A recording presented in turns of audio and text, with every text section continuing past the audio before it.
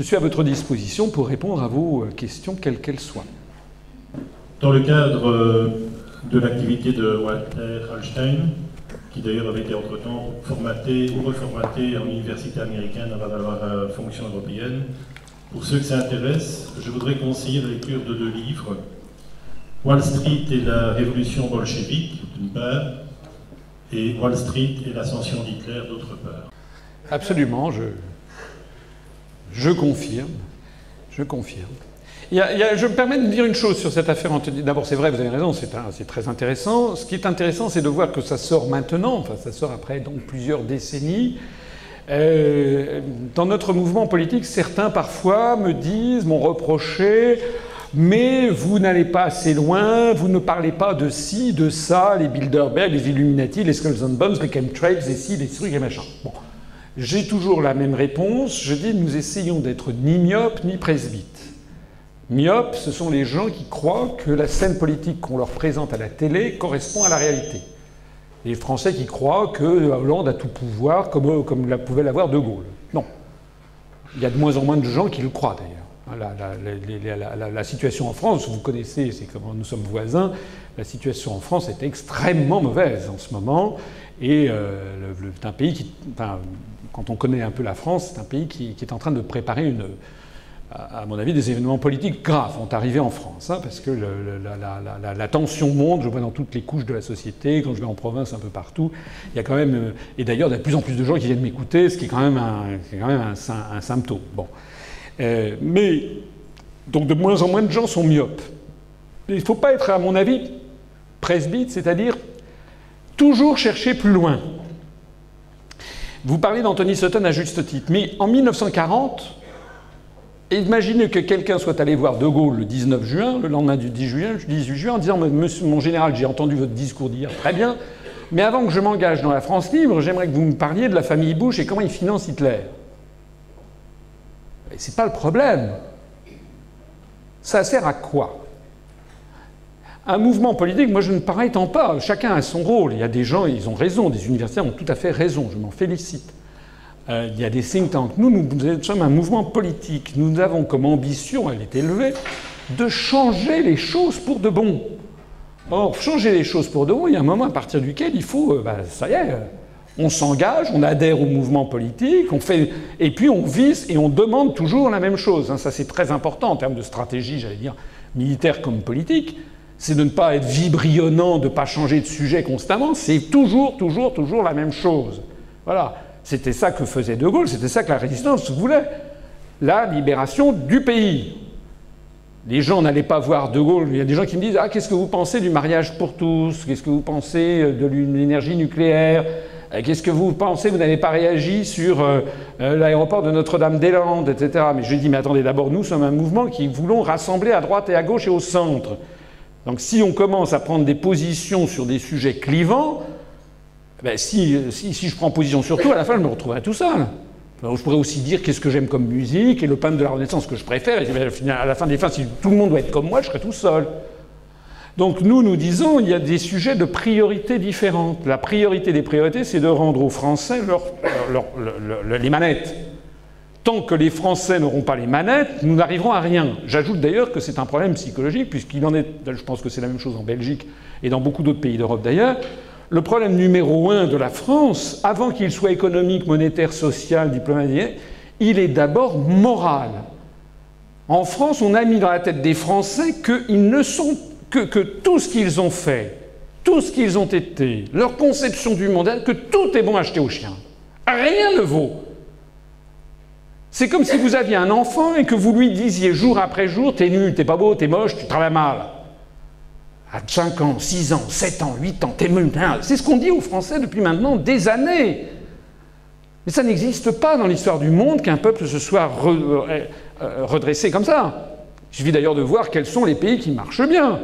Allez voir donc ce qui se passe en Thaïlande, ce qui se passe en Corée, en Chine, etc. Dans tous les pays du monde, l'économie ne se développe bien qu'à la condition que les gens, c'est comme un individu. Un individu n'est heureux, ne prospère que s'il a confiance en lui-même, que s'il voit l'avenir de façon positive, que si ses parents l'aiment et lui ont dit qu'il était intelligent ou intelligente, qu'il était le plus aimé des enfants, etc. C'est la même chose pour un peuple. Donc la première chose, c'est d'abord une crise morale qui est formidable. Donc nous, notre objectif, c'est celui-là, et de dire aux Français, vous avez une possibilité d'en sortir. Notre objectif, ça n'est pas d'aller répondre à uns et aux autres. Donc moi, quand on m'interroge sur tous ces sujets clivants, j'ai mon opinion personnellement de citoyen sur tous ces sujets, sur le nucléaire, sur le mariage pour... J'ai mon opinion, figurez-vous. Comme tout le monde. Simplement, nous avons, c'est un peu comme le CNR, le Conseil national de la résistance, si on veut rassembler les gens, il faut qu'on se rassemble sur le plus grand dénominateur commun. Voilà.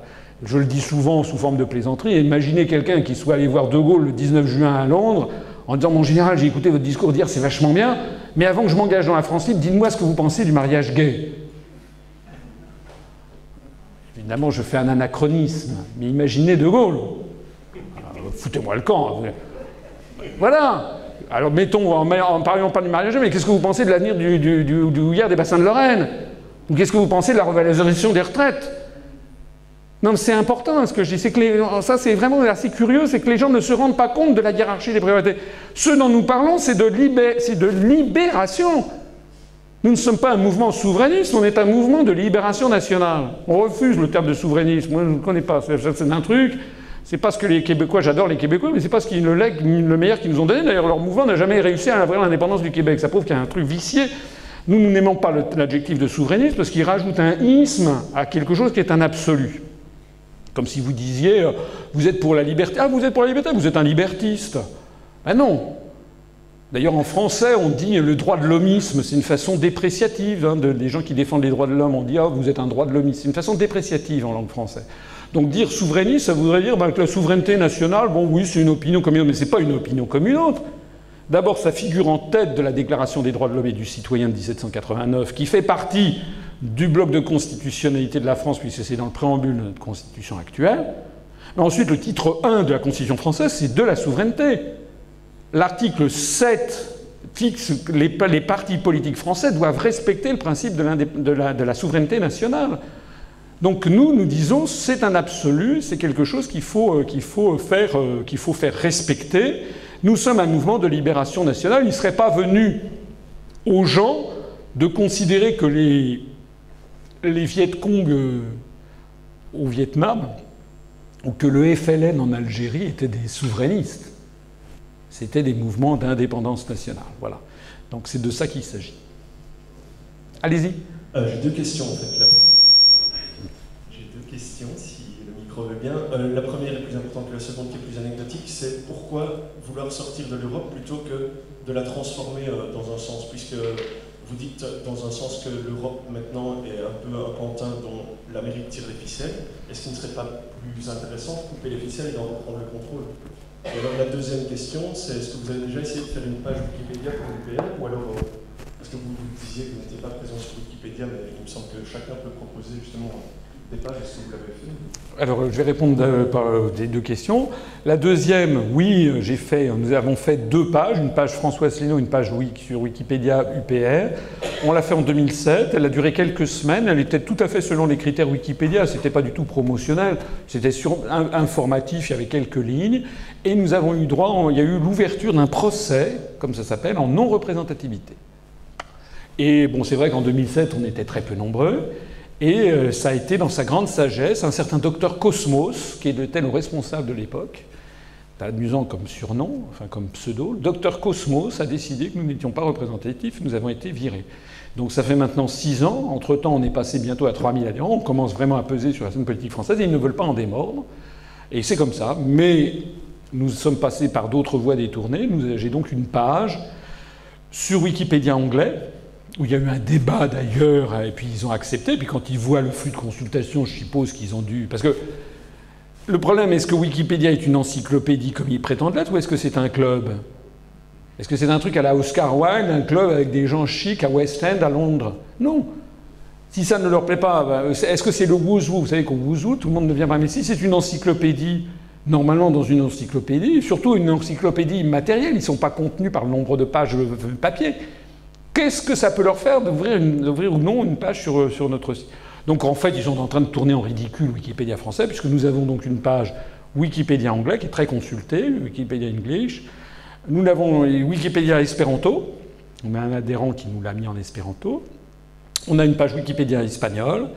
Ma notice est également sur Wikipédia Russie et sur Wikipédia japonais. Voilà. Et on va bientôt la voir dans d'autres langues. Donc bientôt, je serai sur toutes les pages Wikipédia d'environ, je sais pas, une vingtaine de grandes langues du monde, sauf en français. À la limite, je trouve que ça commence à devenir assez chic, finalement. Et d'ailleurs, je pense que ça nous rapporte plus de gens que ça nous en éloigne. Pour l'autre question, qui est une question effectivement moins anecdotique, quoique ce verrouillage, cette omerta de Wikipédia français contre nous est quand même très étrange. Pour la première question, c'est une question qui est très importante que vous posez. Si j'avais la... Mais vous allez... En plus, c'est pas mon ordinateur, je ne sais pas le manipuler. Mais sinon, je vous aurais montré une petite démonstration. La démonstration est la suivante. Pour changer d'Europe, il faut l'unanimité des États pour changer les traités. Alors certains disent oui, mais il y a des décisions qui se prennent à la majorité. Oui, d'accord, mais les traités sont les traités. L'article 63 qui interdit toute réglementation, toute restriction aux échanges de mouvements de capitaux, c'est dans les traités. C'est pas un truc à la majorité, il faut l'unanimité pour modifier ça. Il faut l'unanimité pour modifier l'article 123 qui interdit à la BCE de monétiser une partie des dettes publiques. Il faut l'unanimité pour modifier l'article 121 sur les grandes orientations de politique économique qui fixe, la Commission fixe aux États une politique économique. Voilà. Il faut l'unanimité pour modifier l'article 42 du traité de l'Union européenne qui met la défense sous la tutelle de l'OTAN. Donc tous les grands sujets les plus fondamentaux dépendent des traités. Alors pour changer un traité, il faut l'unanimité. Alors, imaginons que nous voulions, comme M. Mélenchon... Non. Mettons quelqu'un de social-démocrate qui dit « Moi, je voudrais une Europe social-démocrate ». En gros, quelle est la probabilité qu'un État ait un gouvernement social-démocrate plutôt qu'un gouvernement de droite libérale? Pour simplifier, je dis 50%. En gros, tout ça est très simplifié, ce que je vais vous dire. 50%. Mais pour qu'il y ait l'unanimité, il faut que tous les 27 États, au même moment, aient tous un gouvernement social-démocrate. Quelle est la probabilité que 27 États aient un gouvernement social-démocrate si dans chaque État la probabilité est de 50%? Alors c'est un tout petit problème mathématique pas très compliqué à comprendre. Je l'ai fait devant l'école polytechnique. À Massy-Palaiseau, les étudiants ont été conquis. Donc a priori, ça vaut... mon raisonnement tient la route. Très simple. 50% en France. Si c'est la France et l'Allemagne, en Allemagne, il y a 50% aussi, par exemple, qui a un gouvernement social-démocrate. Il y a 4 configurations. Soit on a 2 gouvernements de droite libérale à Paris et Berlin. Première configuration, ça ne marche pas. Deuxième configuration, on a un gouvernement socialiste en France, de droite libérale en Allemagne, c'est le cas actuel, Hollande-Merkel, ça ne marche pas, puisqu'il faut l'unanimité. Troisième configuration, on a un gouvernement de droite libérale en France, social-démocrate en Allemagne, c'était le cas Chirac-Schröder, ça ne marche toujours pas. Quatrième configuration, on a le Parti socialiste en France et le SPD en Allemagne, là c'est bon.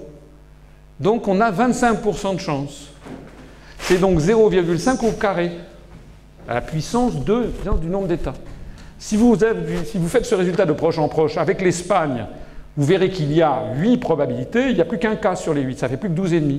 0,5 au cube. Et vous apercevrez de proche en proche que pour que 27 États, au même moment, aient tous un gouvernement social-démocrate, ça fait 0,5 à la puissance 27. Ça représente 6 heures tous les 100 000 ans. Et encore, ne s'agit-il que d'une approximation très favorable, puisqu'elle ne tient pas compte des divergences des intérêts nationaux. Je fais comme si les sociodémocrates chypriotes, italiens ou français étaient les mêmes que les sociodémocrates néerlandais, allemands ou finlandais, alors que par ailleurs, ils n'ont pas du tout la même vision du monde. Ou que le Labour britannique. Le Labour britannique est peut-être plus à droite que l'UMP français. Donc vous voyez que rien que là, on est à 6 heures tous les 100 000 ans. D'ailleurs, la Commission européenne, allez regarder, je montrerai ça à mes étudiants, j'ai tout ça en machine si vous voulez, je le montrerai, tiens, demain, venez si vous avez la possibilité de venir à Bruxelles demain, je fais ce raisonnement demain, vous verrez. Toutes les preuves, vous verrez que la Commission est en situation de cohabitation permanente. Vous avez des sociodémocrates, vous avez des gens de droite libérale, vous avez des gens de l'équivalent du centrisme, vous avez que ça. Avec 27, lorsque les Français ont élu Hollande croyant passer au socialisme, quelques mois avant, les Espagnols étaient passés de Zapatero à Rajoy et avaient fait le chemin inverse. Donc dans les 27, ça ne change rien. Alors ça, ce que je vous ai dit, c'était un calcul très favorable. Maintenant, si vous êtes par exemple un partisan de M. Mélenchon, disons d'une gauche bien rouge, avec très fort service public, nationalisation, voilà un truc un peu anti-OTAN, etc. Nous, on a des colorations un peu comme ça. Hein. Enfin, moi, j'ai le pédigré d'un homme dit de droite, parce que j'ai été dans des cabinets de droite. Mais enfin, je crois qu'on a un programme politique qui est peut-être le plus à gauche qui soit, comme ça. Mais c'est à la limite la magie de notre UPR, ça ressemble là aussi un peu au CNR. Au CNR, De Gaulle était un homme de droite, mais la majorité des gens au CNR, c'est des communistes, des socialistes. Bon, il y avait des gaullistes aussi, puis il y avait des gens il y avait tout. Mais il y avait quand même plutôt une majorité de gauche. Je reviens à Mélenchon. J'ai d'ailleurs publié aujourd'hui même un article là-dessus sur... puisqu'il y a eu un syndicat qui s'appelle RMT, le principal syndicat des transports britanniques, des ouvriers du transport, qui demande la sortie de l'Union européenne. Donc j'ai dit, mais qu'est-ce que vous en pensez, M. Mélenchon? Puisque lui, il traite ceux qui veulent sortir de l'Union européenne de quasiment de... Il a dit que ceux qui voulaient sortir de l'euro, c'était des pétainistes. Alors oui, qu'est-ce que vous pensez de ça? Bon, qu'est-ce que vous pensez de ça? Là, je parle d'un autre principe. C'est pas 50%, je dis... C'est pareil pour les écologistes, les gens qui vous disent il faut une Europe écolo. Ou pour l'extrême droite, qui vous disent il faut une Europe blanche. Je dis que je pars du principe extrêmement gentil, je dis ils ont 15% de probabilité d'arriver au pouvoir. En fait, c'est pas le cas. La probabilité que M. Mélenchon arrive au pouvoir en France n'est pas de 15%. 15%, ça voudrait dire que sa probabilité d'arriver au pouvoir serait de quoi à peu près une fois tous les 6 ans. C'est pas vrai. Le Parti communiste français a été créé en 1920, pas tout à fait, mais à peu près, la scission de la SFIO au Congrès de Tours en 1920. On va fêter le 100e anniversaire, ils ne sont jamais arrivés au pouvoir en 100 ans. Bon. Mais je dis même 15%. En France, vous imaginez, dans les pays comme la Scandinavie, le discours Mélenchon ne passe pas du tout. Bon. Mais j'imagine 15%, ou des écologistes, que dans chacun des 27 États, il y ait 15% de probabilité qu'un parti écologiste arrive à la tête d'une coalition au gouvernement. Ça n'est jamais arrivé nulle part en Europe, d'ailleurs. Hein. Il y a des partis écologistes qui ont fait des scores importants dans les pays d'Europe du Nord ou en Allemagne. Ils ont fait, dans le meilleur des cas, 20%. Ils ne sont jamais arrivés en tête d'une coalition. Donc je fais quand même un calcul très gentil. 15% de probabilité dans 27 États pour avoir un changement total d'Europe qui serait par exemple une Europe écolo ou bien une Europe qui serait une Europe d'extrême gauche. C'est le même calcul que tout à l'heure, mais ce n'est pas 0,5 à la puissance 27, cette fois-ci c'est 0,15 à la puissance 27. Ça fait exactement 1,8 secondes tous les trillions d'années. C'est tous les 10 milliards d'années. La probabilité statistique que 27 États aient un même gouvernement dont l'occurrence de l'accès au pouvoir est de 15%. Alors vous imaginez pour l'extrême gauche, par exemple l'Europe des travailleurs de Mme Laguillet ou de M. Poutou, là la probabilité, mettons, est de 1%, donc ça revient, c'est avant le Big Bang. Hein.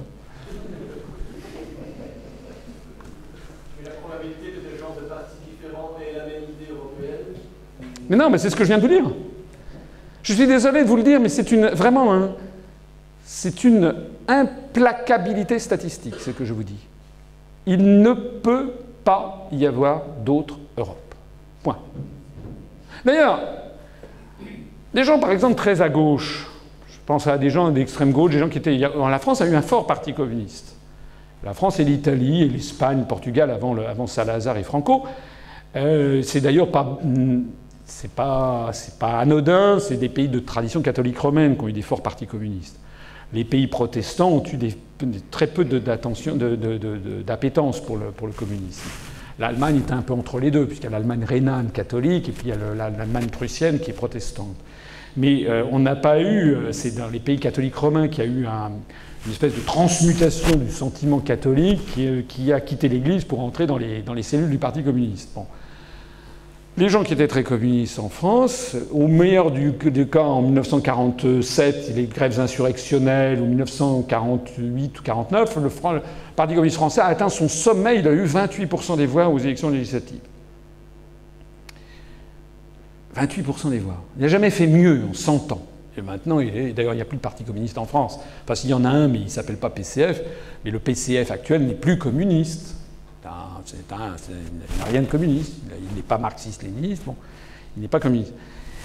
Je dis à ces gens-là, en 100 ans, le mieux que vous ayez eu, c'est 28%. Mais au même moment, au cours des 100 ans qui se sont écoulés, le Parti communiste aux Pays-Bas n'a jamais dû dépasser 2%. En Finlande, 0,1%, peut-être pas parce qu'il y a un moment elle a été finlandisée, mais au Royaume-Uni, enfin, il y a beaucoup de pays d'Europe du Nord où le communisme n'a jamais dépassé les 3-4%. Comment est-ce que vous pouvez imaginer, vous, alors que la France toute seule n'y est pas arrivée, alors qu'il y avait 28% de communistes, que vous allez y arriver en vous alliant avec des pays qui, historiquement, traditionnellement, sont complètement rétifs à ça? C'est dément. Non, mais je vous dis ça communiste, je ne dis pas que vous êtes communiste, je prends cet exemple. Je dis, vous voyez, vous ne pouvez donc pas avoir un changement d'Europe, parce que je ne sais pas ce que vous avez à l'esprit, mais par exemple, imaginez que vous vouliez une Europe européenne. De Gaulle s'y est cassé les dents. De Gaulle, qui avait imaginé une Europe européenne qui serait antithétique des États-Unis, s'y est cassé les dents. Il avait voulu, c'est pour ça qu'il ne voulait pas l'entrée du Royaume-Uni, je l'explique dans ma conférence qui gouverne la France, et c'est pour ça qu'il avait essayé, avec les Allemands, de faire le traité franco-allemand de l'Élysée. Mais les Allemands préfèrent, et c'est ce qu'il a découvert au long des années 60, les Allemands préféraient être avec les Américains qu'avec les Français. Parce que les Allemands ont plus d'atomes crochus avec les Américains pour les raisons que j'évoquais brièvement tout à l'heure. C'est comme ça. Actuellement, allez donc voir les Polonais, allez voir les Estoniens, les Lettons, ils veulent le parapluie américain. Ils le veulent, on peut les comprendre. Si on était polonais, on aurait un souvenir historique, c'est que ce pays a été partagé plusieurs fois entre leurs voisins de l'Ouest et leurs voisins de l'Est. L'Allemagne et la Russie. Et ils savent depuis 1940, les Polonais savent que le parapluie protecteur que peut offrir le Royaume-Uni d'un côté et la France de l'autre ne vaut rien. Ils avaient espoir en la France depuis que Louis XV s'était marié avec Marie Leczinska. En 1940, la France a été battue à plat de couture. Bon, donc si vous étiez polonais, ben vous souhaiteriez le parapluie américain. C'est logique. Hein. Moi, je me mets à la place des autres. Voilà. C'est justement parce que je me mets à la place des autres pays d'Europe que j'aime bien, je suis allé dans presque tous les pays d'Europe, c'est parce que j'essaie de les comprendre en profondeur que je comprends que nous ne pouvons pas avoir la même conception des choses. Nous n'avons même pas les mêmes mots pour le dire. Je l'ai expliqué une fois, plusieurs fois. On ne peut pas avoir, par exemple, une constitution européenne, on ne peut même pas avoir ça. Parce qu'une constitution, en français, ça vient du latin cum statuere, ça veut dire se réunir ensemble. Statuere, tous ensemble, cum. Il y a l'idée d'une réunion provisoire où on fixe des règles du jeu de façon solennelle, puis on peut en changer ultérieurement. Les Français sont d'ailleurs les champions du monde du nombre de constitutions. On adore ça. Les Français ont été très déclamatoires. Les Français adorent jouer, donner des leçons au monde entier, etc. Ça, c'est le côté très français. Bon. Mais les Allemands, eux, sont tout à fait différents. En allemand, une constitution, ça se dit die Verfassung. Ça vient du verbe fassen, qui veut dire ligoter, avec le préfixe ver, ver, qui veut dire définitivement. C'est le lien éternel, die Verfassung. Ils disent aussi der Grundgesetz, c'est-à-dire la loi fondamentale. Ils ne disent pas Constitution, ça n'existe pas.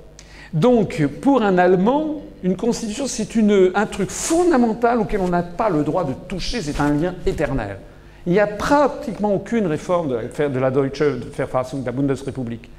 Le tribunal institutionnel de Karlsruhe est là pour vérifier l'application à la lettre.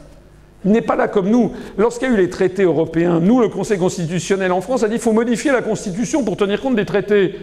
Le tribunal de Karlsruhe a dit non, pas du tout. Hein. Eux, ils veulent faire respecter. D'ailleurs, ils ont dit que si ça continuait comme ça, il fallait que la République fédérale d'Allemagne quitte la construction européenne. Je renvoie à ma conférence de demain à Bruxelles, si vraiment ça touche. Il y a beaucoup de sujets dont je traiterai demain, dont je n'ai pas du tout parlé ce soir, qui, à mon avis, pourraient vous intéresser, parce que justement, je parle aussi de ça. Maintenant, les Britanniques, ils n'ont pas de constitution. Ils ne savent pas ce que c'est. C'est un pays de droit oral. Les Allemands, c'est un pays de droit écrit, les Britanniques, c'est un pays de droit oral. Ce que je dis est tellement vrai que lorsqu'il y a eu le débat sur la Constitution européenne, M. Anthony Blair, Premier ministre de l'époque, que les agences de com avaient appelé Tony Blair, M. Anthony Blair, il y a eu un débat à la télévision et il y a un auditeur qui dit « Mais qu'est-ce que c'est que ça? Nous, on n'a pas de constitution. Pourquoi est-ce qu'on devrait avoir une constitution européenne ?» Réponse du Premier ministre britannique « Ne vous en faites pas. On a appelé ça Constitution européenne pour faire plaisir aux Français, parce que c'est leur truc. » Mais oui, parce que les Français, c'est Giscard, il fait acte. Les Français ont toujours un côté grandiloquent historique, vous les connaissez, ils sont insupportables sous certains côtés. Et donc, ils ont toujours l'impression de refaire 89, ou 1791, notre première constitution, 14 septembre 1791. Voilà, les Français veulent faire acte historique. Parce que nous, on aime ça, on est un pays latin. Les Anglais sont des gens pragmatiques. Donc, oui, on appelle ça constitution, parce que c'est les Français qui l'ont voulu, c'est pour leur faire plaisir. Mais pour nous, ça ne change rien, ça n'est qu'un traité international de plus. Il avait d'ailleurs raison. Ce n'était pas une constitution, c'était un traité international. Voilà. Donc vous voyez, sur cet exemple-là, entre trois pays fondamentaux, on n'est même pas d'accord sur ce que c'est que ce qu'on veut, sur une constitution. On n'est même pas d'accord. Et ça, je pourrais vous le dire, par exemple, la vision du monde. Quelle est notre vision du monde? Quels sont nos intérêts nationaux? Les intérêts nationaux de la France la tourne éminemment vers les pays du Sud. En France, il y a 5-6 millions de Français qui sont d'origine maghrébine ou d'origine d'Afrique francophone. Et c'est un rythme qui ne va pas en s'atténuant. En Allemagne, il y a de plus en plus de gens d'origine turque. En Angleterre, originaire du sous-continent indien. Il y a des gens qui sont pour et des gens qui sont contre, c'est une autre affaire. Moi, comme disait De Gaulle, la politique, c'est l'art des réalités.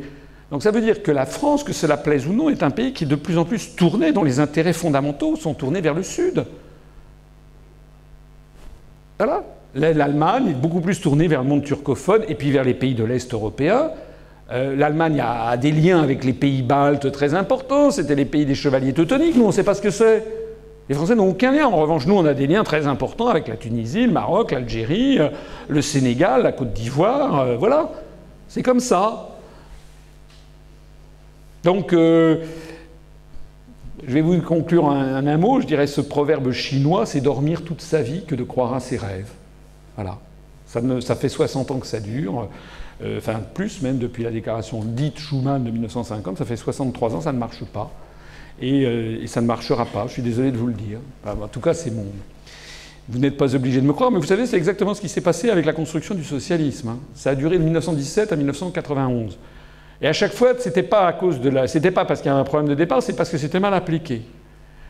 On allait avoir un autre socialiste, il n'y avait pas assez de socialistes, 74 ans. Hein. Et puis à la fin, on dit, bon, ça marche pas. Là, c'est pareil, c'est parce qu'il n'y a pas assez d'Europe, il faut une autre Europe. Voilà. En 1900, je montrerai ça dans la conférence de demain. En 1979, les premières élections européennes en France, le slogan, l'affiche du Parti socialiste français, « Changeons d'Europe ». Il y a la photo, hein, je la montrerai demain. 2009, 30 ans après, changeonsL'Europe.fr. La seule différence, en 30 ans, est arrivé Internet. Il faut quand même le faire. Quand je montre ça, les auditoires rigolent. Ils disent, ah oui, ça va, ça va. Bon. Oui, madame. Oui, moi j'ai une petite question concernant le traité de l'Union européenne, l'article 50. Alors, selon vous, quelle est la probabilité pour que cet article soit supprimé?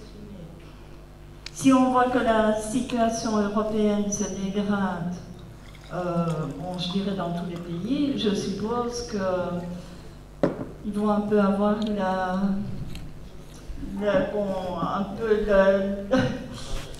être effrayés de la situation qui va se dégrader et justement essayer de supprimer cet article qui justement permet au pays de se retirer de l'Union européenne. Alors, non, je vais vous contredire si vous me le permettez. Il faut savoir plusieurs choses. D'abord, le droit international s'applique aux relations entre les États d'Europe, comme entre tous les États. Or, le droit international, dans la Charte des Nations Unies d'une part, et dans des documents, dans des actes il y a un acte très important qui a été approuvé par acclamation de l'Assemblée générale de l'Organisation des Nations Unies, le 16 décembre 1966, c'est ce qu'on a appelé le Pacte des droits civils et politiques des peuples du monde. Ce document a posé un principe qui est le droit inaliénable des peuples à disposer d'eux-mêmes. Alors, ce droit, qui surplombe tout le droit interne, toute la vie internationale planétaire, tous les peuples du monde il est reconnu par l'ONU, donc par la Cour internationale de justice, qui est la Cour suprême en matière de règlement des différends pacifiques, qu'un peuple a toujours le droit de disposer de lui-même. La conséquence, c'est qu'il ne peut pas y avoir de traité international qui ne comporte pas de clause de sortie. Alors, si un traité ne comporte pas de clause de sortie, la jurisprudence internationale considère qu'elle le comporte quand même et qu'il est implicite. En France, je ne sais pas ce qu'il en est en Belgique, mais en France, nous avons, dans un tout autre domaine qui est dans le domaine du droit commercial, dans le cadre de la protection des consommateurs, par exemple, si vous achetez une Ferrari ou une Lamborghini un jour et puis que le lendemain vous dites bah, « tiens, en fait, j'ai pas 3 francs 6 sous pour l'acheter, je me suis avancé un peu vite », vous avez une semaine pour vous dédire, pour revenir là-dessus. C'est ce qu'on appelle la clause Scrivener, d'une femme qui s'appelait Madame Christiane Scrivener, qui était secrétaire d'État à la consommation en 1975. Donc c'est ce qu'on appelle une clause d'ordre public. Même si le contrat qui vous lie au concessionnaire automobile auquel vous avez acheté la voiture ne comporte pas cette clause, elle est réputée exister quand même. Donc si vous êtes devant un tribunal, le tribunal vous donnera raison, dans un délai de 8 jours. Donc c'est pareil pour le droit international. Si un traité ne comporte pas de clause de sortie, c'est réputé quand même. Quand j'ai créé l'UPR en 2007, c'était le cas, puisque lors du traité de Rome, 1957, du traité de Maastricht, 1992, du traité d'Amsterdam, 1997, du traité de Nice, 2000, il n'y avait pas de clause de sortie. Et ça avait été voulu pour. On a mis sur notre site, d'ailleurs, une vidéo de Jacques Attali qui dit c'est délibérément qu'on n'a pas mis de clause de sortie pour rendre les choses plus compliquées. Il n'a pas dit impossible. Il a dit les choses plus compliquées. Pourquoi c'est plus compliqué ? Parce que c'est plus compliqué d'expliquer à des gens que l'on a le droit de sortir si c'est écrit nulle part. Le raisonnement que je viens de vous dire, c'est un raisonnement de juriste, c'est pas un raisonnement très facile à faire comprendre aux gens. Mais les gens diraient oui, mais attendez, c'est écrit nulle part. Ça serait parole contre parole, et je serais... Donc quand j'ai créé l'UPR en 2007, il n'y avait pas de clause de sortie. Qu'est-ce qui s'est passé avec cet article 50 ? Il s'est passé qu'au moment de la Constitution européenne, la fameuse commission Giscard sur l'avenir de l'Europe, qui a commencé après le Conseil européen de Laeken de 2001, donc 2002, 2003, 2004, jusqu'à l'élaboration de la Constitution européenne, l'article 1 bis prévoit que l'Union européenne est fondée sur l'état de droit. Et par ailleurs, la France voulait appeler ça Constitution européenne. Donc les Français voulaient faire une espèce de grand acte historique très très important en proclamant que l'Europe est un parangon de démocratie, d'état de droit, etc. Et puis, il y a des juristes allemands et britanniques, notamment, qui ont enlevé le doigt et qui ont dit « mais c'est quand même un petit problème, parce qu'on dit qu'on est un grand état de droit, mais on commence par bafouer le droit puisqu'on ne reconnaît pas de clause de sortie ». Il y a donc eu tout un débat dans la Convention Giscard sur cette question. Les juristes faisaient valoir que dans la constitution de l'URSS de 1936 de Staline, il y avait un article 73 de mémoire, je crois, qui justement prévoyait qu'une république socialiste soviétique pouvait quitter l'URSS. Cette clause de sortie qui était dans la constitution Staline 36 a été reprise dans la constitution Brejnev de 1977, puisque le brave Léonid Brejnev, en 1977, a voulu se faire plaisir pour le 60e anniversaire de la Révolution d'octobre, a fait une nouvelle constitution. Il a repris la clause de sortie de l'URSS. Moi, quand j'étais à l'ENA, en 83, on avait des cours de droit constitutionnel sur des constitutions étrangères, et je me rappelle très bien que le prof, les gens riaient en disant « oui, il y a une clause de sortie », mais en 1983, les gens considéraient que tout ça c'était pipeau, ça ne servait à rien, quoi. Bon. On se demandait d'ailleurs pourquoi Brejnev avait conservé cette clause introduite par Staline en 1936. Je suis sorti de l'ENA en 1985 avec des amis, je suis allé en URSS. Gorbatchev est arrivé au pouvoir le 11 mars 1985, on est allé en juillet. Tout le monde, l'Occident entier, je ne sais pas si oui, vous viviez à cette époque, comme moi, donc les gens qui se rappellent de cette époque qui ont ici, il y a une partie de gens très jeunes qui vivaient pas à cette époque ou qui étaient inconscients, mais en 85, les pays occidentaux craignaient beaucoup l'arrivée de Gorbatchev. Les gens disaient, c'est un type beaucoup plus jeune que Andropov, Tchernenko, c'est un type il était à la tête du KGB, qu'est-ce qu'il va... Donc en 85, je vais en URSS, c'est un pays qui était ce qu'il était, mais qui donnait l'impression de solidité. En 91, tout était terminé. 6 ans après, et la Lettonie, la minuscule Lettonie en 1990, avait proclamé son indépendance et en sortant l'article 73 de la Constitution Brejnev. Celui-là même dont quelques années auparavant à l'ENA, les gens rigolaient en disant « ça n'aura jamais lieu ».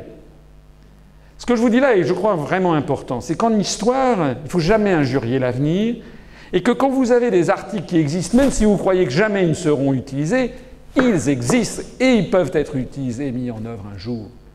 Et c'est justement pour ça qu'il y a eu ces grands débats à la Constitution Giscard, c'est qu'ils se rappelaient très bien qu'il y avait une clause de sortie dans la Constitution Staline-Brejnev, Staline 36, Brejnev 77, et que cette clause de sortie avait fini par être utilisée par la Lettonie. Alors évidemment, si ça avait été sous Staline, Staline aurait envoyé les chars, aurait réduit à néant la truc. Mais on n'était plus sous Staline. On était dans un univers de déréliction. Qu'est-ce qui est en train d'arriver en Europe? En Europe est en train d'arriver le même univers de déréliction. La fin de l'Union soviétique, c'est que même les dirigeants n'y croyaient plus. Mais actuellement, même les dirigeants n'y croient plus à la construction européenne. Même derrière leur rodomontade, etc. Je connais suffisamment les allées du pouvoir en France. J'ai vu suffisamment de ministres pour vous dire qu'ils savent très bien que ça ne marche absolument pas. Ils sont quand même pas cons. Donc ils font semblant. Ils font semblant comme on faisait semblant dans l'URSS finissante, où les blocages étaient insurmontables de partout, mais on n'avait pas le droit de remettre en cause le dogme. Mais il y a un moment à partir duquel cette nécrose atteint les sommets de l'État, les gens n'ont même plus envie, quoi. Voilà. Donc quand vous voyez, regardez ce qui se passe, franchement, la nécrose... avant-hier, il y a quand même 2 ministres du gouvernement britannique, M. Philip Hammond, qui est le secrétaire à la Défense, quand même, ministre de la Défense britannique, et M. Michael Gove, qui est le ministre de l'Éducation, de l'actuel gouvernement britannique, ont appelé à la sortie de l'Union européenne. Ce que je disais, moi, il y a 6 ans, les gens disaient il a fumé la moquette, il est zinzin, etc. Maintenant, ce sont des ministres du gouvernement de Sa Gracieuse Majesté qui le disent. Vous voyez que la nécrose va très très vite. Donc, moi je dis que je ne pense pas du tout que ce soit le sujet. Ce que je sais en tout cas, c'est qu'il y a eu des grands débats sur cet article. Il y a eu des gens, notamment Giscard, qui ne voulaient surtout pas qu'il y ait cet article, parce qu'ils savaient que ça risquait de mettre la puce à l'oreille et d'offrir évidemment, parce que nous, évidemment, c'est beaucoup plus facile. Si vous relisez la charte fondatrice de l'UPR, je ne mentionne pas cet article puisqu'il n'existait pas. Donc je dis qu'en vertu du droit des peuples à disposer d'eux-mêmes, on peut en sortir. Je cite le pacte de 66. Mais depuis, la Constitution européenne n'a pas été ratifiée par les Français, vous le savez, puis par les Néerlandais. Mais en 2008, Sarkozy, et puis c'est entendu avec les autres Européens, on nous a imposé le traité de Lisbonne qui a repris les mêmes articles. Or, en définitive, la Constitution européenne, j'ai oublié de le préciser, en fait, c'est les juristes britanniques et allemands qui avaient emporté le morceau, qui avaient dit c'est pas possible. On ne peut pas dire qu'on sait l'état de droit et puis le violer. En plus de ça, peut-être que les Allemands et les Britanniques avaient une idée derrière la tête eux-mêmes. En du style, parce que par exemple, j'expliquerai ça dans ma conférence d'après-demain à Lille sur l'euro. L'euro n'est pas une monnaie unique, ce qui est très important à comprendre en termes techniques, c'est une monnaie commune, contrairement à ce que disent les gens. Les monnaies nationales continuent d'exister, puisque nous avons tous gardé nos banques centrales nationales, et ça c'est les Allemands qui ont voulu. Il y a toujours une banque centrale belge, il y a toujours une banque de France, il y a toujours une banque, la Bundesbank. Il n'y a pas eu suppression des banques centrales. La BCE représente le bilan de la BCE, c'est que 7% du bilan des banques centrales de tous les pays de la zone euro. C'est une toute petite structure, enfin il y a du monde, mais c'est une toute petite structure en termes financiers par rapport aux autres. Et ça a été voulu par les Allemands pour qu'il y ait facilement réversibilité. C'est-à-dire qu'en fait, nous avons une collection, je l'expliquerai après-demain, de monnaies homonymes. Voilà. C'est des monnaies qui sont des créances sur des banques centrales différentes et qui portent le même nom. Mais le système a été conçu pour que ce soit facile, enfin facile. Pas très facile, il y aura du grabuge, mais que ce soit plus facile de revenir en arrière que si on avait tout supprimé. Ce qui d'ailleurs n'aurait pas non plus empêché. Il n'y avait pas de banque centrale du Kirghizistan ni de la Lettonie sous Brejnev, et pourtant, dès que l'URSS s'est désintégré, en quelques mois ou années, ils ont recréé leur monnaie nationale. J'expliquerai ça après-demain. Mais c'est quand même devenu un processus facilement réversible. Donc c'est la même chose. Les Allemands ont emporté le morceau. Il y a eu l'article 50 qui a été intégré dans la Constitution. La Constitution a été rejetée par les Français. Mais lorsqu'ensuite on a repris Sarkozy a repris le traité de Lisbonne, il a repris les textes de la Constitution, et donc c'est comme ça que l'article 50 a été avalé. Alors évidemment pour nous, c'est tout bénéfice, parce que maintenant c'est beaucoup plus facile de montrer aux gens l'article que de leur dire mais de toute façon on a le droit d'en sortir quand même. Maintenant c'est en termes politiques et médiatiques c'est très fort. Lorsque je dis aux gens, parce qu'avant les gens disaient mais on ne peut pas en sortir, hein. Je vous assure que pendant les premières années, les gens disaient on va sortir de l'Europe. Alors je dis mais si on ne peut pas en sortir, pourquoi il y a un article qui le dit? Ça a été très fort. Hein. Maintenant vous n'avez plus beaucoup de gens qui disent on ne peut pas en sortir. En France, les journalistes, plus personne ne me le dit, on est suivi par beaucoup de journalistes. Voilà. Monsieur. Je voulais poser une question sur le projet d'accord de libre-échange entre l'Union européenne et les États-Unis. Si ce projet voit le jour, quelles seraient les conséquences économiques et politiques des pays d'Europe, comme la France, en Égypte? Les conséquences, c'est que d'ores et déjà, vous savez que nous ne sommes pas maîtres de notre commerce extérieur. C'est-à-dire que d'ores et déjà, la France, par exemple, elle est membre de l'Organisation mondiale du commerce, comme tous les autres pays de l'Union européenne, mais nous ne sommes pas représentés.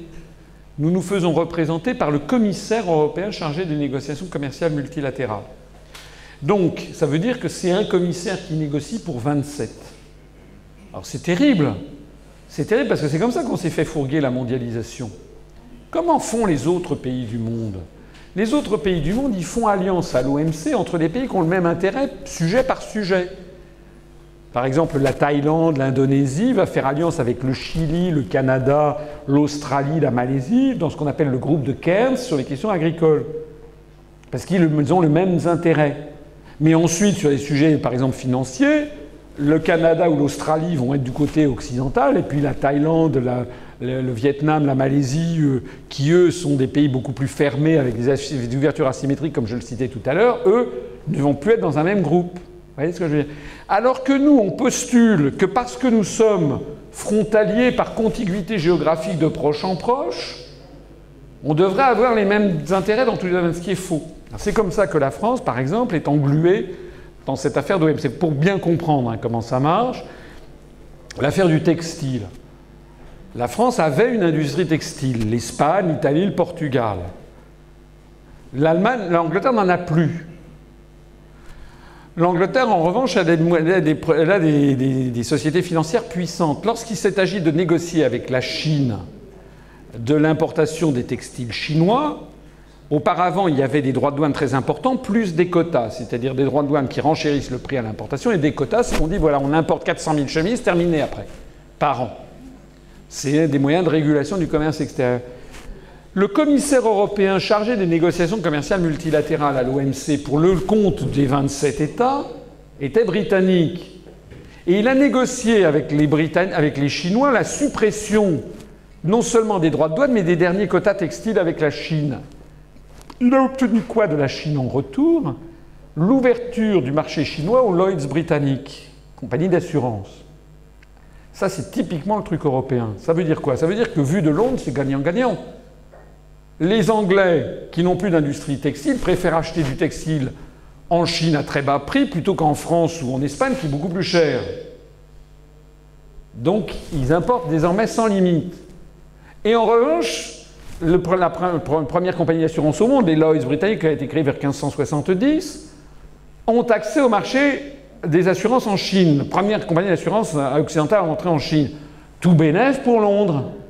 Donc les Britanniques qui ne se payent pas de mots, mais qui sont, je rappelais tout à l'heure ce que disait Sir Christopher Soames, ce sont des gens qui savent, qui sont habiles dans les négociations commerciales, donc ils vont œuvrer pour leurs intérêts. Maintenant, quels sont les dindons de la farce? Les Français, mais aussi les Espagnols. Parce que nous, on n'a pas accès au marché des assurances en Chine, on voit le train passer devant nous, et deux, on voit l'arrivée des textiles chinois sans quota, sans droit de douane, ça tue notre industrie textile qu'on avait encore dans les Vosges ou dans le Nord. Donc nous, on a tout perdu.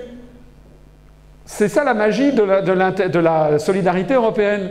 Et en Europe, on va dire oui, on a troqué une industrie déclinante, le textile, contre un truc d'avenir, les services financiers. Moyennant quoi, on se retrouve maintenant en France avec un pays qui ne produit plus assez de vêtements pour sa propre population. Vous n'en êtes pas les seuls. Ce qui est inouï en termes stratégiques. Normalement, un homme d'État, dans tout État, doit veiller à ce que sa population soit autosuffisante d'un point de vue alimentaire et d'un point de vue vestimentaire. C'est le b.a.-ba. Actuellement en France, par exemple, maintenant les vêtements des policiers sont fabriqués au Maroc ou en Chine. Notre armée, c'est dingue, c'est dingue. C'est une mentalité, c'est de la folie collective. Alors maintenant, votre question allait au-delà, puisque c'était le marché transatlantique. Mais c'est pire. Parce que ça veut dire que désormais, on va se coller sur des décisions fabriquées depuis Washington. Et comme nous sommes, les États-Unis d'Amérique sont une vraie puissance, un pays. Voilà, d'ailleurs, je rappelle, je fais une incidente, parce que j'ai encore débattu de ça l'autre jour, là, à Lyon. J'avais un contradicteur qui parlait toujours des États-Unis d'Amérique comme du modèle que nous devions suivre. Il me disait oui, comme il y a le Texas, ça c'était le discours de Eisenhower en 1951 au Paris Match. On disait oui, la France est comme le Texas. Mais non, la France c'est justement pas comme le Texas. Parce que les États-Unis d'Amérique et l'Europe n'ont pas du tout la même histoire. Les États-Unis d'Amérique ont été constitués par des gens qui sont arrivés, les pèlerins du Mayflower de 1620, du 11 novembre 1620 ou décembre 1620, ils ont fait une déclaration. Pèlerins du Mayflower, vous connaissez, les premiers immigrants qui sont venus s'installer en Virginie. Ils sont venus s'installer aux États-Unis, venant d'Angleterre, ils ont fait une déclaration en disant en nous plaçant sous la protection de Dieu, nous nous constituons en une seule entité civile et politique. Dès le début, les immigrants sont arrivés dans ce qu'allaient devenir les États-Unis comme une entité civile et politique, parlant la même langue, ayant les mêmes fantasmes historiques, c'est-à-dire couper les liens avec la vieille Europe, en finir avec les monarchies, etc., avoir une espèce de nouvelle Jérusalem, une espèce de Jérusalem terrestre, de pays paradis sur terre, où chacun pourrait faire fortune sans considération. C'était les premiers Américains, il faut toujours revenir à l'histoire d'un pays de ses origines pour le comprendre, c'était soit des escrocs, soit des religieux, qui voulaient fonder des espèces d'illuminés religieux ou des escrocs qui étaient à la tour de Londres. C'est toujours la même chose. Les Américains sont toujours des escrocs mélangés avec des religieux. C'est marqué dessus, c'est sur le billet de dollar, In God We Trust. Le dollar est une escroquerie en soi, In God We Trust, c'est quand même marqué dessus. Vous avez, si vous connaissez un peu les États-Unis, un truc très religieux. Vous allez dans le Middle West, c'est quand même super religieux. C'est là qu'il y a les Mormons, c'est là qu'il y a les Quakers. Vous avez quand même une grande. Et en même temps, ce sont aussi des escrocs. Enfin, le système financier international est une escroquerie en ce moment. Donc, les pèlerins du Mayflower sont arrivés en 1620. Ils se sont constitués dans un corps civil et politique unique. Après, ils se sont répandus sur le territoire en tuant tout ce qui se passait, les Hurons, les Apaches, les Sioux, tac, tac, tac. Ils se sont répandus, et puis ils se sont divisés. Ils se sont divisés un peu comme une famille. Il y aurait un patriarche qui aurait un grand terrain, puis qu'il partage entre ses enfants, ses petits-enfants. Mais nous, c'est pas du tout la même chose. Nous, on a des pays qui sont préconstitués depuis 1500, 2000 ans, qui ont chacun leur langue, leur histoire, leur religion, leur population, leur tradition, etc., et qui n'ont rien à voir. C'est un des monde. Il n'y a pas beaucoup de zones au monde qui sont comme ça. Il y a peut-être l'Asie du Sud-Est, et encore, il y a moins. Sur un tout petit territoire, enfin, pas tout petit, mais sur quelques milliers, disons sur 5 ou 6 000 kilomètres de large, vous avez, je ne sais pas, 27 ou 30 langues, dont des très grandes langues mondiales, l'espagnol, le français, le néerlandais, l'allemand, l'italien, l'anglais, même le polonais, voilà, le russe, tout ça, ce sont des langues importantes, ce sont des histoires. Donc, l'idée, c'est pas du tout un système de fission, c'est un système de fusion. Je le dis dans une autre de mes conférences. Dans un cas, les États-Unis, c'était le système de la fission nucléaire. C'est comme une bombe. C'est assez facile parce que c'est conforme à l'entropie du monde, la complexification des organismes. Vous répandre et vous diviser, c'est facile. En revanche, avoir des trucs divisés pour les réunifier, c'est impossible. Ça, c'est le phénomène de la bombe H. C'est la bombe thermonucléaire. Ça n'a rien à voir. Donc, c'est pas du tout... De Gaulle avait une façon très simple de résumer ça. Il disait, à ceux qui lui parlaient des États-Unis pour un, il disait, mais on ne peut pas faire les États-Unis en un, tout simplement parce qu'on ne peut pas faire une omelette avec des œufs durs. Et tout est dit. On ne peut pas faire une omelette avec des œufs durs. Monsieur? Non, c'est vous, oui. Oui. Moi, ma question, c'est que vous avez brièvement illustré que la construction européenne est une construction américaine. Moi, la question que j'aimerais vous poser, c'est est-ce que selon vous, ces élites américaines qui ont tenu cette construction européenne travaillent vraiment pour les intérêts des États-Unis, ou si on partage par exemple l'idée d'une universitaire française Pierre Hillard, qui explique qu'en fait tout ça constitue en fait une espèce d'oligarchie mondialiste qui serait en fait cosmopolite transnationale. Et donc, l'idée, c'est que si par exemple, il y a pas mal de colonies, c'est à un moment donné, sur place, et déménagements. La question, c'est est-ce que, selon vous, les gens qui ont construit l'Europe à partir des États-Unis travaillent vraiment pour l'intérêt national américain ou plutôt pour l'intérêt d'une oligarchie Alors, je répondrai à plusieurs choses. D'abord, c'est une bonne question, c'est une question intéressante. Je ne suis pas sûr d'avoir forcément la bonne réponse. Chacun a son point de vue. Je connais Pierre Hillard. D'abord, je répondrai un petit peu la même chose que tout à l'heure. Pierre Hillard n'a pas créé un parti politique. C'est un universitaire, je le connais un peu. Hein. C'est un universitaire, il écrit des livres. C'est une espèce de think tank à lui tout seul. Voilà, donc, c'est très riche, mais son ambition n'est pas de changer le monde. Il aide à apporter de l'information. J'ai tendance personnellement, il y a des choses qu'il a écrites que je trouve très très bien, enfin son analyse par exemple sur l'Europe ethnique, je me suis inspiré de certains de ses passages, de certains de ses ouvrages pour la conférence de ce soir. Et il y a des choses, il a écrit un très intéressant livre sur Bertelsmann. Bon, moi je lui reproche personnellement, c'est pas un reproche intellectuel si vous voulez, c'est que je trouve qu'il est pessimiste. Il est trop pessimiste, il verse un petit peu parfois dans le paranormal, du style il faut qu'il n'y a plus que la divine providence pour. Bon, moi je le trouve trop pessimiste et parfois un peu irrationnel. La question que vous posez par ailleurs, il y a du vrai, mais je pense qu'il n'y a pas que du vrai. Les gens ont un peu tendance, trop facilement, c'est comme les Alain Soral et compagnie, à considérer que les États-Unis, ça serait de la gnognotte. Non. Aux États-Unis, je crois savoir qu'il y a différents centres de pouvoir. Il y a des lobbies très importants qui s'exercent.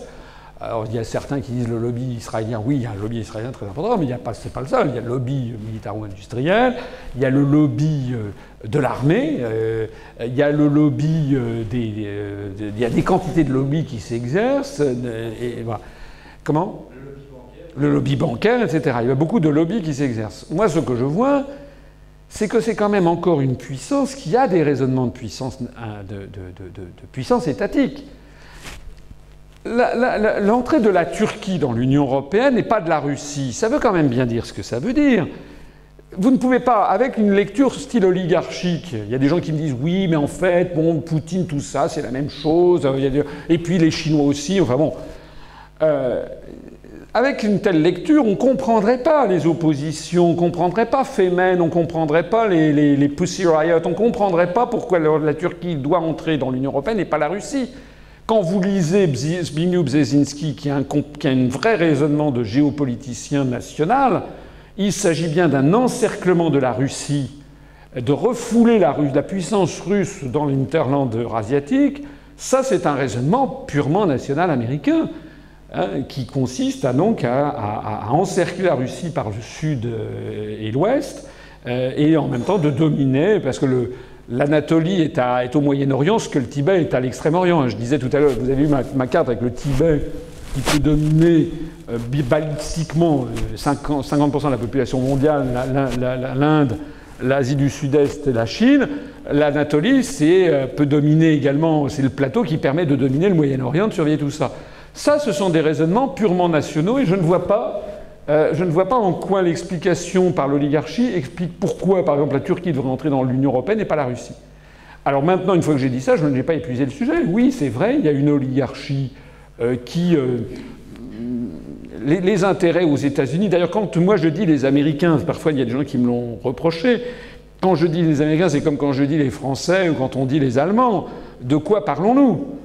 Bon, les Français, il y a des gens qui disent que les Français sont des salauds parce qu'ils nous bombardent en Libye, par exemple. Il y a des Libyens qui disent ça, mais le peuple français, dans sa majorité, est très hostile à ce qui se passe en Libye.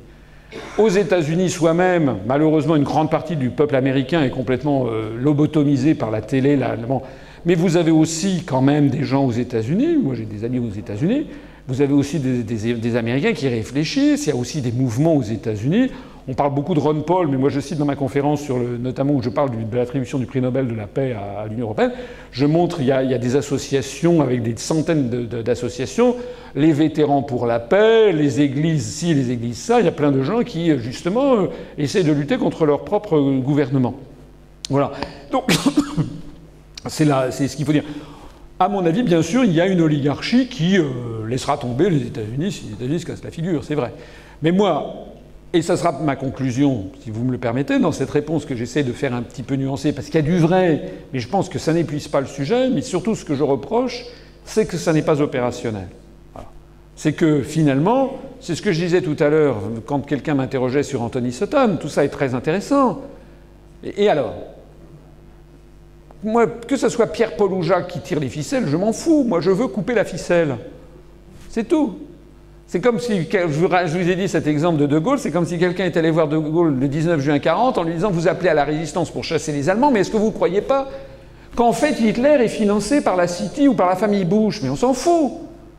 C'est pas le problème. Pour l'instant, il faut limiter... c'est un raisonnement, je reconnais. Hein, c'est un raisonnement j'essaie d'être un responsable politique et je veux... À un moment, je dis il faut limiter la recherche des causes ultimes. Voilà. On a un raisonnement politique, nous on veut libérer la nation, la patrie. Et c'est ce qu'a fait De Gaulle. Voilà. Maintenant qu'on recherche, après qu'on découvre, voilà, bon, c'est comme on pourrait dire, est-ce que Pearl Harbor était un false flag? Très bien, tout ça c'est intéressant.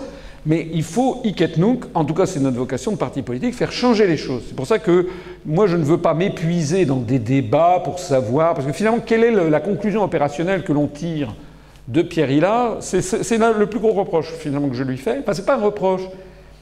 Pas un reproche, parce que je trouve qu'il apporte des choses au débat intellectuel. Mais je ferai un reproche de nature opérationnelle, c'est que quand on le lit, par moments, on n'a plus envie de tomber une balle à la tête, quoi. C'est fait, le nouvel ordre mondial, la mise en place irrésistible. Ça, il a un fatalisme que je ne partage pas. Parce que l'histoire de l'humanité, l'histoire des hommes, porte plutôt, à mon avis, je ne vais peut-être pas vous convaincre, mais porte plutôt sur très longue période à l'optimisme. Parce que je pense quand même qu'il y a inhérent à l'être humain la recherche de la vérité, la recherche de la liberté, c'est quand même des éléments de... À mon avis, hein, je peux me leurrer sur l'espèce humaine, mais je crois que pas quand même. Sur très longue période, sur les millénaires, il y a quand même... On va vers une progression de la conscience de l'humanité. Enfin, je ne veux pas employer des termes grandiloquents, mais c'est un peu vrai. Et ça me permet quand même de dire un point qui est important, c'est aussi la Weltanschauung, comme diraient nos amis d'Outre-Rhin, la vision du monde que nous avons. Parce que nous sommes dans une ère politique où les partis politiques ne disent pas ce qu'ils veulent. Nous avons dit dès la charte fondatrice quelle est notre vision du monde. Nous pensons que, d'ailleurs, il y a quelques auteurs célèbres du début du XXe siècle, Sri Aurobindo, par exemple, qui l'a dit, nous pensons que dans le monde d'aujourd'hui, du 3e millénaire, tous les États, tous les peuples doivent être en contact. C'est d'ailleurs ce qu'ils sont, on n'a pas changé. Les peuples sont en contact les uns avec les autres. Nous disons que la construction européenne, elle est condamnée dans son principe même, puisqu'elle revient à séparer les torchons et les serviettes. C'est une conception anglo-saxonne de nature racialiste, je le disais rapidement tout à l'heure, de type apartheid. On considère en fait Et c'est l'un des paradoxes les plus insoutenables de cette construction européenne. Les européistes me disent « nous sommes ouverts sur l'étranger, vous êtes des nationalistes, vous voulez fermer la France sur elle-même ». Mais je dis non, c'est l'inverse. Vous êtes des nationalistes blancs européens. Moi, je veux ouvrir le monde sur l'universel. C'est d'ailleurs la vocation de la France. C'est d'ailleurs ce qui se passe. Il faut ouvrir les yeux. C'est quoi, en Belgique, ça va être comme en France, les jeunes ou les moins jeunes, c'est quoi? Moi, je ne vois autour de moi, à commencer par moi. Moi, je suis allé, vous vous rappeliez tout à l'heure 85, maintenant j'en suis à 92 pays du monde. Moi, j'ai un neveu qui est en Australie. Voilà, j'ai des gens qui... Et moi, je vois autour de moi, les gens partent au Chili, aux États-Unis, au Japon, en Afrique, en Belgique. Voilà. Il n'y a pas cette notion de... Donc, il y a une intrication des relations. Voilà. Il y a une intrication complète. D'ailleurs, j'étais à l'école de management de Lyon, à l'école de commerce de Lyon. Ils étaient là, les étudiants me vantaient les mérites de la construction européenne, etc., pour faire face à la Chine. Et je voyais que des Chinois se baladaient dans l'école. Je disais, c'est qui ça? Bah oui, on a un partenariat avec la Chine, c'est génial. Je dis, voilà, arrêtez de fantasmer. Nous, on a des relations avec les Chinois, c'est très bien. J'ai accompagné Chirac à Pékin plusieurs fois, je suis allé en Chine. J'avais, pendant plusieurs années, pendant 2-3 ans, j'avais été le Français qui avait le plus souvent vu Chiang Kai-shek, c'est le président de la République populaire de Chine à l'époque, avec Li Peng qui était le Premier ministre. Je connaissais toute la haute hiérarchie chinoise. Avec Chirac, on est reçu à Zhongnanhai, la cité interdite des dirigeants. C'est à Pékin, vous avez le centre de la cité interdite qui est ouverte aux touristes. Je ne sais pas si vous connaissez, mais c'est très beau. Et il y a une partie qui est complètement fermée au public, qui est la partie où vivent les dirigeants suprêmes du pays. C'est un peu comme si au château de Versailles, il y avait une aile, l'aile Louis-Philippe, où il y avait François Hollande, Valérie Trierweiler et compagnie. Bon, il y a bien eu la Pompadour. Donc, on allait là-dedans. Chirac est reçu par Chiang Kai-shek, et Chirac, je vous la fais court, parce que sinon je vous tiendrai toute la nuit. Mais Chirac dit, à un moment, il dit, voilà, Monsieur le Président, nous voudrions vendre le TGV français d'une Alstom, une très grande entreprise, etc. Et le président chinois qui était là, qui faisait semblant de dormir, l'empereur derrière le rideau, comme on dit en Chine, qui l'écoute et qui après dit « Ah, Monsieur le Président de la République française, il y a quelque temps, j'ai reçu ici Monsieur le chancelier de la République fédérale d'Allemagne qui me disait grand bien du système ICE allemand, du train allemand de chez Siemens. » Il se bidonne. Il voit les Européens arriver les uns après les autres pour dire du mal les uns des autres. D'ailleurs, c'est très bien qu'il en soit ainsi. On fait des alliances. Citroën fabrique ses voitures à Wuhan avec sa co-entreprise qui s'appelle Dongfeng, c'est d'ailleurs le vent de l'Est, pendant que Volkswagen fabrique ses voitures avec une autre co-entreprise chinoise. Moi, je trouve ça formidable. Le monde d'aujourd'hui est un monde il n'y a pas à faire de séparation entre les... C'est d'ailleurs ce qui assurera la paix du monde. Il n'y a rien de pire que cette vision européenne qui consiste à dire, voilà, les pays européens d'un côté, les pays musulmans de l'autre. C'est contraire, en plus de ça, la France, elle a des liens extrêmement étroits avec l'Algérie. L'Algérie, le Maroc, la Tunisie, bon, elle en a beaucoup moins, un peu, elle en a pas mal avec le Liban et la Syrie, elle en a très très peu avec Oman, avec le Yémen. Elle en a pas beaucoup, elle en a forcément, mais elle en a pas affectivement avec l'Arabie Saoudite, elle n'en a pas affectivement avec le Soudan. Bon. Et puis il y a d'autres pays qui ont des liens avec les pays du monde arabe, l'Angleterre ou les États-Unis avec l'Arabie. Et c'est bien. C'est bien. Mais pourquoi donc vouloir faire... L'Europe qui dit aux pays du Maghreb, il faut facile l'union du Maghreb arabe. Ça ne marche pas plus, l'UMA ne marche pas plus, l'union du Maghreb arabe ne marche pas plus que l'Union européenne. C'est pas bien. Je monte dans ma conférence de demain soir là aussi je fais un peu du racolage, hein, mais demain soir, vous verrez, j'ai trouvé un site internet qui est tout à fait passionnant, qui permet de mesurer les liens d'amitié Facebook selon les nations du monde.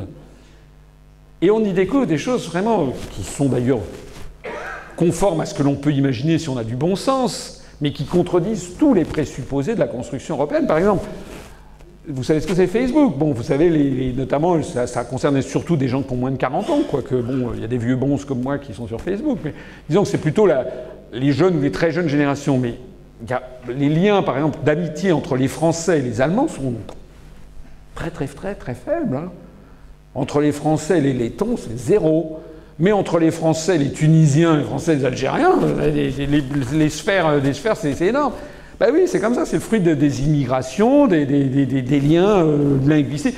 Et ce qui est intéressant, c'est pays par pays, vous voyez qu'il y a des liens. Par exemple, les Britanniques sont beaucoup plus concernés, ont beaucoup plus de liens avec les pays comme l'Afrique du Sud, l'Australie, la Nouvelle-Zélande, qu'avec la Pologne ou la France. Voilà. C'est comme ça. Oui. Bonjour et merci. J'ai une question pour vous. Je voudrais revenir sur le prix Charlemagne. Merci. Oui, je voudrais revenir sur le prix Charlemagne dont vous avez parlé tout à l'heure. Un petit peu comme vous en aviez parlé dans une autre conférence concernant le prix Nobel de la paix. J'aurais voulu savoir si vous en connaissiez le mécanisme pour voir qui composait le groupe qui permettait de voter pour telle ou telle personne pour distribuer ce prix. Je vois que j'ai dans la salle des gens qui connaissent bien mes conférences. Je suis flatté, bravo. La réponse, malheureusement, va vous décevoir. Non, je ne sais pas. C'est la mairie de la municipalité, je crois, d'Aix-la-Chapelle qui attribue ce prix, mais je suis bodor que compte tenu de l'importance politique, c'est vraiment le plus grand prix européen qui est donné. Je suis bodor que ça doit être surveillé de près. Mais je ne sais pas qui, effectivement, attribue ce prix. Il faudrait que je creuse le sujet. Voilà. Pour ceux qui ne le sauraient pas, j'ai effectivement fait une conférence où j'ai en partie décrypté l'affaire du prix Nobel le prix Nobel de la paix, qui est une véritable escroquerie mondiale. Ça vaudrait même le coup, quasiment, de faire un ouvrage là-dessus. Je n'exclus pas de le faire. Ce que je vous propose, c'est que je crois que là, les gens commencent un petit peu à s'en aller, donc je suis moi-même un petit peu fatigué. Ce que je vous propose, peut-être, si j'ai bien compris, il y a peut-être un petit peu à boire et à manger, et puis qu'on arrête ici. Je suis à votre disposition pour discuter en tête-à-tête. Je vous signale, je ne vais pas vous dire que demain, il y a une conférence à Bruxelles, ni une conférence à Lille après-demain, mais je vous le signale quand même. Je vous signale qu'il y a à la sortie une petite guérite là-bas, enfin c'est pas une guérite, c'est une petite table où on peut vous vendre des programmes 3 €, ça nous coûte 2,97 € à la fabrication, donc vous voyez qu'on ne fait pas beaucoup de bénéfices. Éventuellement, je peux vous dédicacer si vous le souhaitez. Vous pouvez également acheter des petites bricoles, des dossiers, des badges. Et puis alors surtout, parmi vous, si vous souhaitez adhérer à l'Union populaire républicaine, eh bien vous avez des formulaires d'adhésion. Hein. Les formulaires d'adhésion qui sont ouverts, l'adhésion à l'UPR est ouverte aux gens de nationalité française ou étrangère.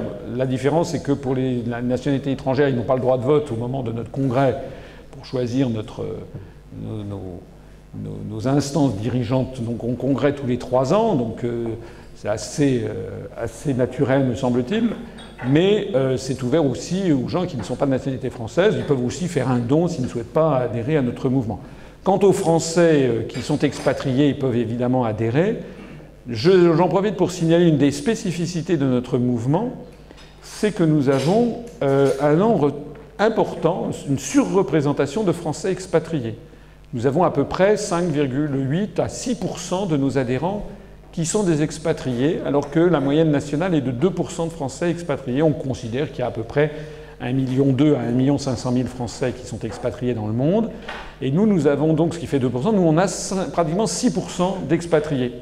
On a des expatriés jeunes qui sont expatriés aux États-Unis, en Angleterre. Enfin, numéro 1, les premiers pays d'expatriation, c'est Angleterre, Belgique, Espagne, Allemagne. Canada, au Québec, on en a pas mal. Et voilà, là, ce sont nos gros bataillons, mais on a au moins 5 ou 6 expatriés aux États-Unis. Et puis on en a 2 ou 3 au Japon, on en a à Hong Kong, en Australie, on en a également dans plein de pays du monde. On en a au Sénégal, on en a au Liban, on en a en Colombie, on en a au Sri Lanka, on en a en Inde, on en a au Vietnam, voilà. Donc je le signale parce que c'est un point sur lequel j'attire l'attention de nos lecteurs, c'est que nous ne sommes pas un parti ringard. D'ailleurs, la moyenne d'âge est basse, elle est de 40 ans, et on a beaucoup de gens de moins de 30 ans, beaucoup.